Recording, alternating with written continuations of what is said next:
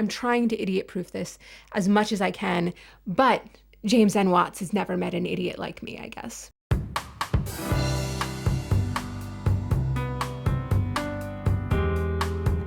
Hi, I'm Elizabeth. I'm a knitter living in London, although I was born in the US, if you can't tell from my accent. And this is a channel where I cultivate some intentionally anti-aspirational vibes. I'm great at picking out amazing yarn, and I'm substantially worse at making knitted objects out of it. So if you want to see me fumble my way through patterns with a little bit of profanity and a lot of can-do attitude, then make sure that you like and subscribe. I try to upload once a week, and so far I've been staying pretty consistent with that. So today, I want to give an update on the knitting that I've been doing for myself and my loved ones this summer. I haven't really ever tried to do knits to a deadline. Well, no, that's a lie. I just made a baby blanket for a friend of mine who was having a baby, and I guess that's definitely counts as a deadline. But I guess what I mean by that is I've never tried to really do much summer knitting, and I want to make sure that I have these knits done in time to, enjoy them when the weather's warm. That's extra difficult to do here in London because God only knows when the weather is actually going to be good. So far, apparently, we've had more warm, sunny days in 2025 than we had all of last summer. So normally, summer in London, I would say, is between 5 to 7 days, and you definitely don't get all 5 to 7 days at the same time.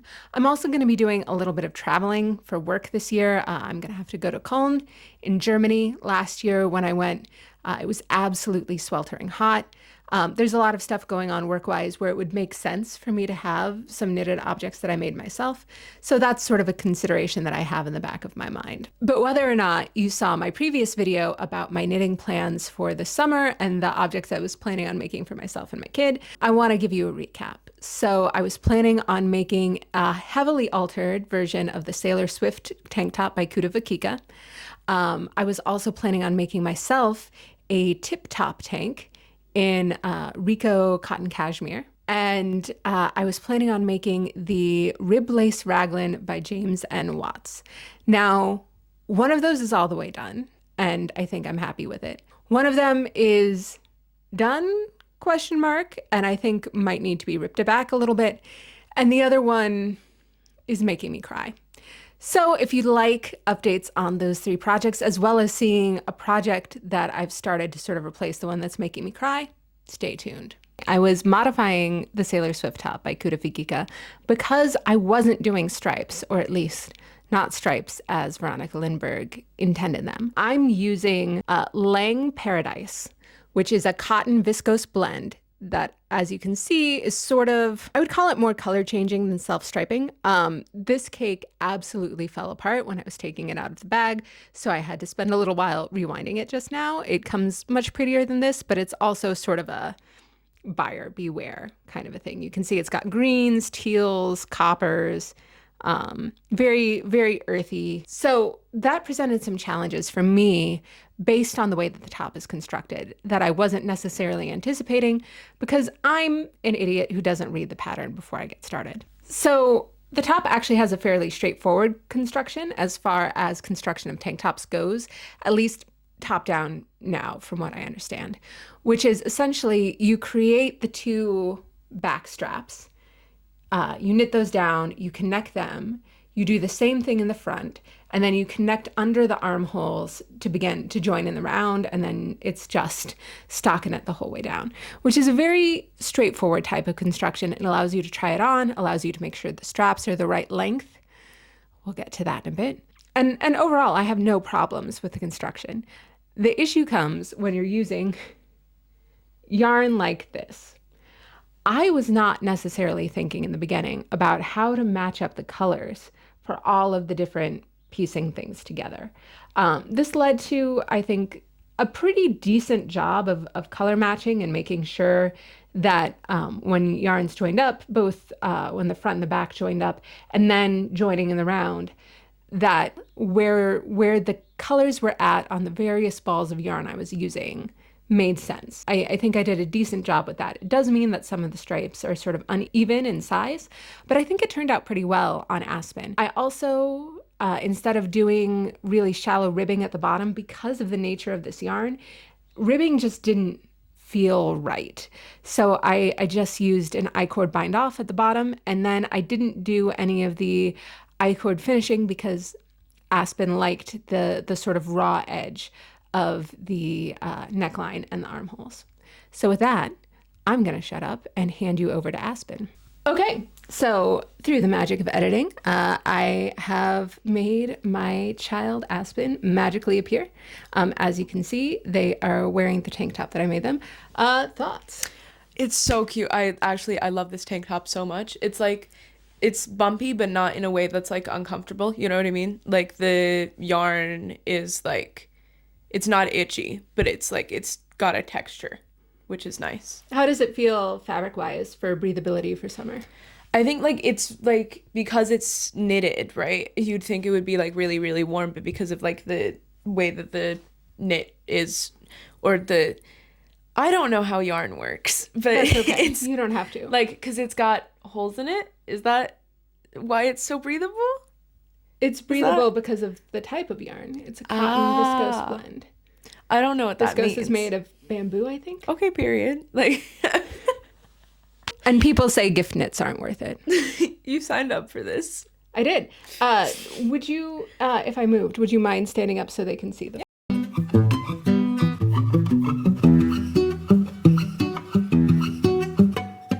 So if you had to rank this tank top out of 10, I think a solid 8. The only thing is I wish like the straps maybe were like a little bit wider because like my bra kind of pokes out, but like it's still comfortable. Like cool. It's less of like a like, oh, the straps are too thin so it makes it like harder on my shoulders. Like just a preference rather than like comfortability. Nice. And how does this rank among the various things that I've knitted you? I think, okay. Then I have to rank them in my brain. Do you forget everything I've knitted you? No, you knit me gloves that matched the like sweater that you made me that's like kind of Max Caulfield coated, and then the like black with the like little variety in it, the jumper. Is there other things that you knitted me, or is that all of it? And the Hadestown scarf. Oh, I love that lariat. It's so cute. Oh my god. Oh, no, you can't do this to me. Okay, but you it's a good grade. You're happy you have it. Okay. It's very good. Well, thank you for your time. Of course. Well, sorry. Hold on. Thank you for your time. Of course. Children. Can't live with them. Gotta knit them a tank top. So that was probably the more successful of the summer knitting adventures I've had so far. The next finished object I have is the Tiptop Tank by Emily Boldwan. I think I pronounced that correctly. Now, I wasn't actually planning on making this, but then I went to Loop Yarn in Camden Passage here in London with a friend of mine, and I absolutely fell in love with this Rico Baby cashmere cotton blend, and it is absolutely the softest thing I've ever touched. I've said this before, I don't particularly like knitting with cotton. Not because it's hard on my hands, but just because I miss the sort of give and the elasticity that you get when you're knitting with wool. So generally speaking, I think it's been less of a satisfying tactile experience to knit stuff for summer than knitting sweaters and scarves and hats and whatnot. But I think it turned out okay, except for one major issue. I knit a size large. I've knit this pattern before for my older daughter, Gwen. Every time I see the Tiptop Tank that I knit Gwen, I want to redo it so badly because I'm shocked she wears it. It did not turn out well. Gwen is substantially smaller than me, so I believe for her, I knit an extra small and she wanted it a bit cropped as well. And for myself, I knit a large. So I was following the length on the back that it said to knit the straps, which I believe was 26 centimeters. So that comes to here. And that seemed so long that when it came to the front, or what was supposed to be, or the front rather, the front straps were that long. And so when it came to the back, I only knit about 10 centimeters because I was like, they're gonna be way too long otherwise. And let me just try this on over the shirt that I'm wearing so you can see. So yeah, this is before blocking, and as far as I know, cotton grows when you block it. This, I would call borderline pornographic if I wore it just by itself. So something needs to be done about these straps. I am thinking strongly about just getting the front, sort of undoing the 3-needle bind off, making these about half the length that they are, sort of like I did with the back, and then bringing the neckline up to what I would call a semi-respectable V-neck, which is really much more my vibe. I don't like V-necks that are too high as much as I don't like them too low, but at least V-necks that are too high are still like actually wearable. I think this will be a really cute tank top once I've done that. As is, it's pretty much unwearable, unfortunately. What I will say is I love this yarn. I love the fabric that it made. And I'm going to actually take the time to redo these straps because I really feel like this is going to be something that I wear a lot once I get it fitting correctly around the straps. So that's just something to keep in mind. If you knit this yourself, what I would suggest is, I mean, I don't know if I would go so far as to say knit all 4 straps with different balls of yarn so you don't have to cut any. But maybe just knit them to about half the length that the pattern calls for, and then try it on. And get to that point and see if you want to knit them any higher. That might save you a little bit of time and energy because I really wish that I had done that myself. And then finally, we have the Rib Lace Raglan by James N. Watts. This is probably the project that I was most looking forward to. I absolutely love the yarn that I picked out. I've been really like fantasizing about wearing this with a bright white tank top or tube top underneath it. All summer. I think it would be a great, striking, beautiful knit. Too bad the pattern is driving me up a freaking wall. I've said before that I'm not really a process knitter or a product knitter most of the time. I knit to stim, basically, as an autistic person. I just like being able to get a finished object out of fidgeting for a month. That's what I like about knitting. That's why I tend to stick to stockinette. That's why I tend to not do anything super complicated. Well, that and the fact that, as I've mentioned before, I'm not particularly good at knitting. This should be the world's simplest lace pattern. It is a rib lace raglan, which means it's knit 3, yarn over, literally ribs of knitting followed by a lace panel. And it looks so cool in the picture. And it's definitely, this is the closest I've gotten to a product knit that I've ever done. And I can tell I really want the product because I have frogged this 4 times. 4 times. I've never gone back to something so many times after frogging it. And I keep thinking to myself, you know, I must be the idiot here. I genuinely don't get it. I didn't frog it this time. I did take it off the needles because I put a comment/plea for help in on the Ravelry page, and I'm desperately hoping someone can tell me what the hell I'm doing wrong. This time, I followed my friend Kate's advice, and even so, all the white stitch markers are the ones that the pattern tells you to put in, and all the blue stitch markers are the ones that mark every time I do a yarn over knit 2 together or a yarn over purl 2 together. So basically that's to mark out the pattern, because I thought maybe the problem is my counting. I'm trying to idiot proof this as much as I can, but James N. Watts has never met an idiot like me, I guess, because even in doing that, even in counting and recounting and making sure I have the exact same number of stitches that it says in the pattern, the ribbing always ends up shifting. And I've looked at the pictures of the finished objects, and there's no place in the pattern, like looking at the finished object, there's no place where you see the ribbing sort of offset itself. So I know that this isn't just me not understanding the way that the pattern is supposed to come out. This just should not straight up be happening. And it's so frustrating because I really want this finished object, and I really want to have this finished object in this beautiful yarn for summer. I want it this summer. I want it so bad. And I don't know what I'm doing wrong. I feel so stupid, and I hate the feeling so much. We'll see, I guess. Help if anybody out there has knit this before, or might be able to tell me how I'm screwing it up. Please let me know. if James N. Watts sees this. Help me. You're my only hope. Hey, future Elizabeth here, reporting in her pajamas. So I was uploading the edited version of this last night when James N. Watts got back to me on Ravelry. And in a move that will surprise none of you, certainly not me, everything was my fault. Yeah. The pattern is patterning. It's doing exactly what it's supposed to do. James told me in a very polite and professional way, and with genuine curiosity asked if I had any trouble when I swatched.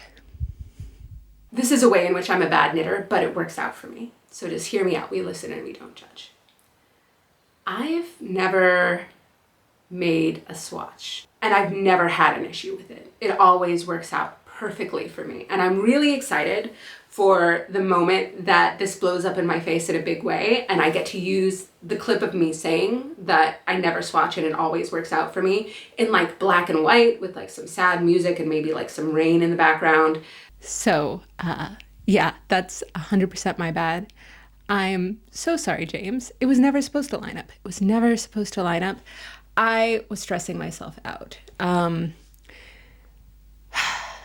I should probably swatch at some point or get in the habit of swatching as I get into lace work, because I have something called aphantasia, which means that I can't picture things in my mind's eye. Like if I close my eyes and you tell me to envision an apple, I just see, well, what I see is a bright ring from my ring light. But other than that, I don't see anything. It's all darkness. Like I can't visualize things in my head, which in some ways is really cool with knitting because it means everything I knit is sort of a surprise because I can't picture what a particular yarn is going to look like in a particular object. It's all just sort of guesswork. And usually my instincts are pretty good, but there's always an element of surprise, let's say. And it turns out that element of surprise is less productive, shall we say, when it comes to lace. I'm making good progress on the other lace project that I started working on, which I believe in this video I'll be talking about forthwith. I'm making decent progress there, and I think it's going to teach me a lot that will hopefully make me better at the rib lace raglan when I come back to it after I finish this new project. Once again, James, I'm so sorry. I am sitting my swatchless ass down and listening and learning. I appreciate you. Thanks for reaching out. All right, back to past me. So, in a desperate attempt to fill the hole in my life that is being left by my inability to knit the rib lace raglan, I'm making the Petal Party Crop by Samantha Guerin, I believe. And I only got started last night, but so far it's going pretty well. And I'm excited in part because I think this is something that I could wear to work a little bit more easily. Again, I'm thinking like a bright white or a cream tank top underneath. And it's giving me a great excuse to use this incredible yarn that I bought when I was in the San Francisco Bay Area for work earlier this year. And I went to A Verb for Keeping Warm up in Oakland. So this is the colorway Cricket in their yarn Floating. It's called Floating because it is, I think, 70% alpaca, 20% silk, 10% cashmere. And I just absolutely love this color. I love the way that this yarn feels. It's fingering weight, so even though it's alpaca and cashmere, it feels very light. And I think that this could be a really great layering piece that takes me into fall. So like I said, I haven't gotten particularly far. It has you start by basically making 2 tabs for the back and then connecting them. So that's as far as I got last night. The next step for me actually is to do Baby's First German Short Rows. I've looked them up. I've been reading about them. This is going to really come back to bite me, but they don't seem like they should be too hard. I got to them at like 11 p.m. last night. So I was like, I don't want to try a new technique when I'm this tired. So I was like, I'm just going to come at it fresh in the morning. But so far, this has been going a lot better. I feel like I understand how the pattern comes together. Of course, I haven't gotten to any of the lace yet. So we'll see if I end up having similar issues to what I was having with the rib lace raglan later on. Who knows? We'll get there. We'll see how it's going. So yeah, that's what's on my needles for summer right now. I'm really excited to see if I have some sort of breakthrough with the rib lace raglan. I'm not giving up on it yet. I'm really excited about my Petal Party crop. Yeah, so I'm not looking forward to ripping back the straps on the Tiptop Tank, but I am looking forward to having that finished object and having it be something that I can wear, because it's actually the first garment that I've ever knitted for myself. And I've knit 6 other garments for other people, and I've never knit one for me. So it'll be nice to have something that I made myself for myself. I'm really looking forward to that. So hopefully, I love myself enough to turn that Tiptop Tank into something I can actually wear. So yeah, I know this was a little bit more of like a traditional knitting podcast. No acquisitions really to speak of, because I'm trying desperately to not buy yarn this month. I've been trying to have a no yarn buying month for the last 3 months, and every time I fail miserably. There's already yarn that I need to buy. Like, there's yarn that I actually need to buy for various projects, and I'm even putting that off because I don't need to start those projects yet. So I've got plenty of yarn. Well, I've got enough yarn to take me through the yarn apocalypse, let's be real. But I've got enough yarn to keep me in projects this summer. So I'm hoping I can go 30 days without buying yarn. Let's see how that goes. Anyway, if you enjoyed this, please like, comment, subscribe. I am a fairly new, fairly small channel, so all of that really does mean a lot to me. If you made it to the end of the video, that also means a lot to me. Shout out to you. And yeah, I'm just gonna stop talking now, I guess. Thanks. Bye.